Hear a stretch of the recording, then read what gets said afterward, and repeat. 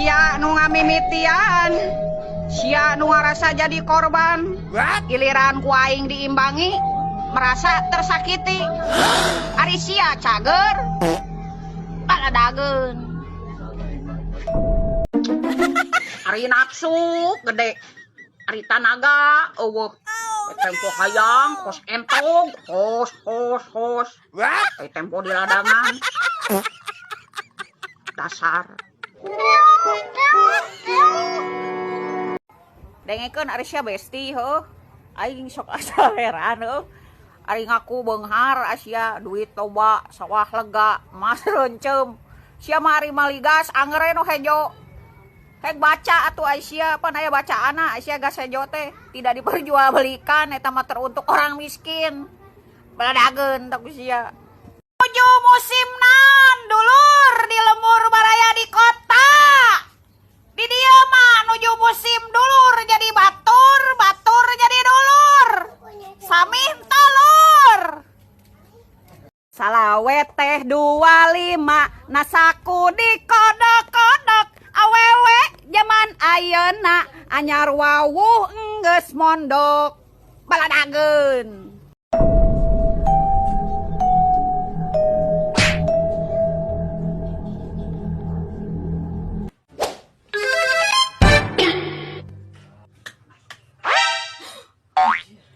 What? Waduh.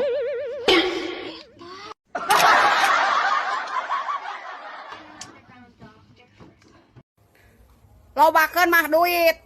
Ameh jelema anu api-api lolong bisa nempo, anu jelema pura-pura bego ngadak-ngadak bisa ngomong. Baladageun. Teu munafik besti dina otak urang mah saukur aya duit jeung kumaha carana lamun hirup kudu loba duit. Ngeri besti zaman ayeuna mah lamun teu boga duit kusabab anu dihargaan yang dileret teh anu loba duit. Bener teh besti. Sabar ge aya batasanana. Ulah gara-gara urang sabar maneh jadi sangeunahna. Naon maneh ngaromongkeun salaki urang?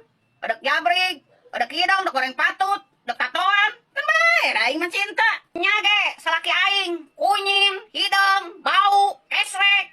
Nah maneh make jeung riweuh. Ah, meureun ieu mah di dinya ngomongkeun lain batur ieu mah. Fisik bisa dirubah, duit bisa dicari. Manasan jelema iri, dek iraha deui, templing nih bos. Jelema beunghar wae masih keneh butuh duit, neangan duit jeung lieur ku duit. Komo deui jelema nu cigah urang. Baladageun.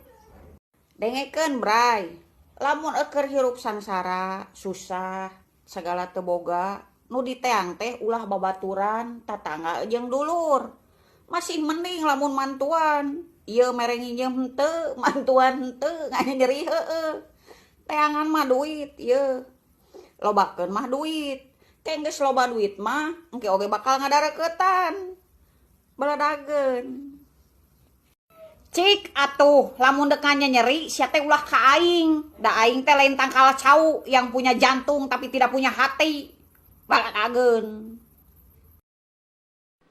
Prinsip aing mah tarang usik hirup batur, tarang ngaganggu hirup batur, komo deui sirik kana rejeki batur. Tapi lamun maneh geus ngaganggu kahirupan urang, ditagenan ku aing nepikeun ka mana-mana ge. Baladageun. Maneh mah karek dibere beuntas sakitu ge, meni loba marentah, loba nyepelekeun, jeung loba nyapirakeun. Komo deui lamun loba harta jeung banda, moal teu melak cangkeng tanah hulu. Baladageun.